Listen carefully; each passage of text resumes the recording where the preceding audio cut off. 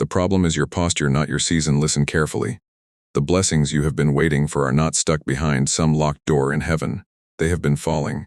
They have been falling for longer than you realize. What is missing is not generosity from above. What is missing is the angle of your face. You have been standing under an open sky and calling it a ceiling. That is the paradox at the center of every quiet season, every stretch of life, where it feels like nothing is moving. You think you are waiting.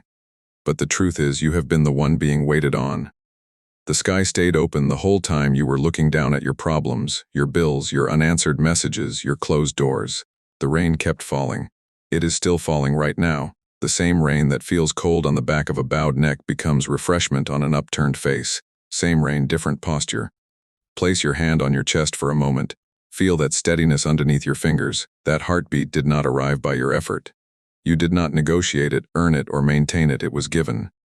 And every breath that follows is a quiet reminder that provision has been raining on you continuously, even on the days you felt completely forgotten. The delay was preparation, not punishment. Think about who you were a year ago. Not to compare or measure, just to notice.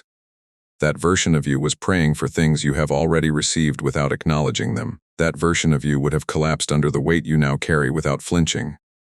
That version of you could not have held the wisdom you now possess, because the cup of your heart had not yet been stretched wide enough to contain it. That stretching, what you called pressure, was provision wearing a disguise. The waiting was never a wall between you and what was coming. It was the time required for certain things to align so that when the blessing finally landed in your hands, it would not slip through your fingers. Strength was being built in you. Discernment was being sharpened. People who would have stolen what was being prepared for you were being quietly removed. Doors that would have led you somewhere you could not survive were being sealed, not to punish you, but to protect you. I do not pour into hands that are not ready to hold. Part of what felt like waiting was me strengthening your grip. And those doors that shut last season, they were not failures, they were redirections. Some rooms you desperately wanted to enter would have cost you more than you could afford to pay. Every hour you spend staring at a closed door is an hour your back is turned to the one being opened behind you. Turn around. The new light is already coming through. Gratitude is a posture, not a payment. Here is something that will quietly change everything.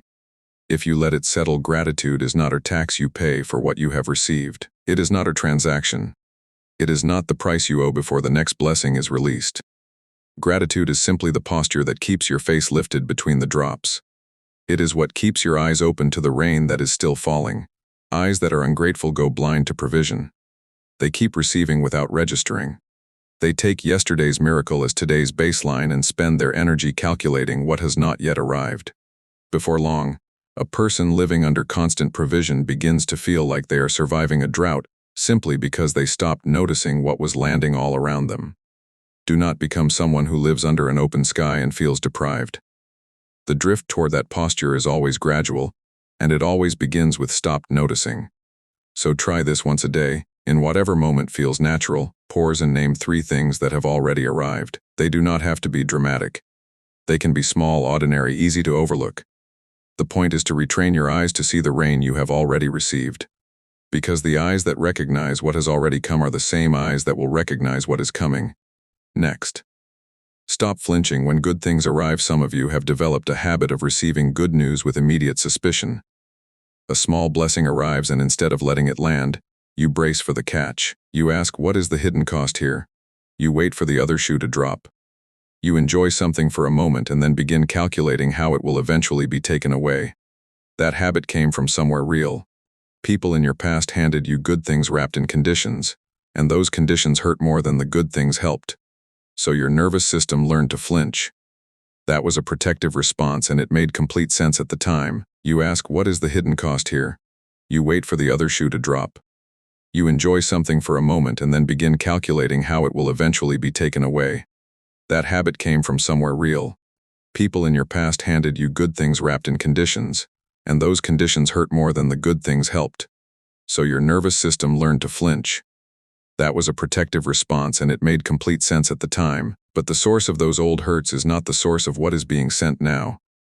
You are allowed to receive from a source different than the one that wounded you.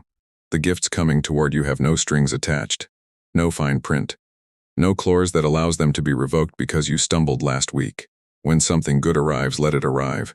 Do not rush to the calculation. Sit in the receiving for a moment. Let the gift register inside you before your mind begins its audit.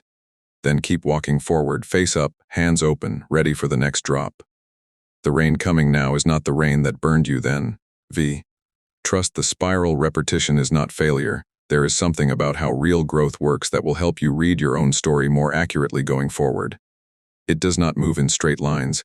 It moves in spirals. What looks like you circling back to the same problem is often a tighter loop approaching a deeper resolution than the last pass could have reached.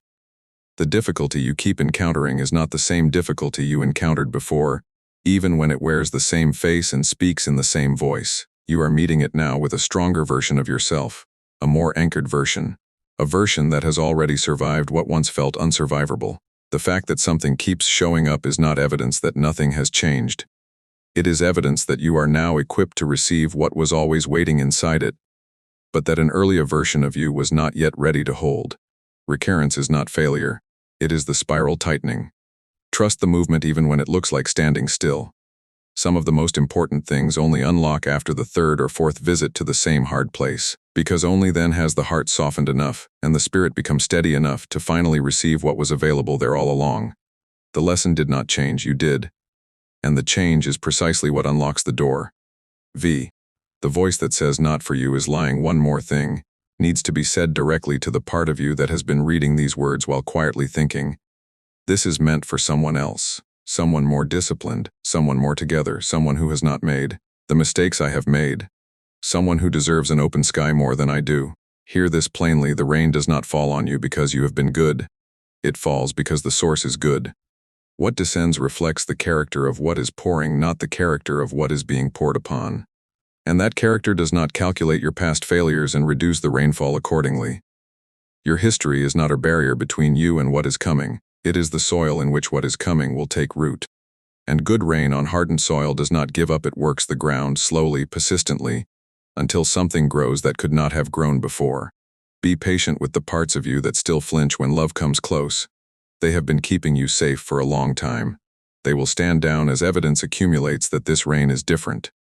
There is no more deserving version of you waiting in the wings to step forward and receive this. The you that is here right now with your specific exhaustion, your particular doubts, your completely ordinary and irreplaceable self, that is exactly who this is for. The sky has been open over that version of you the entire time.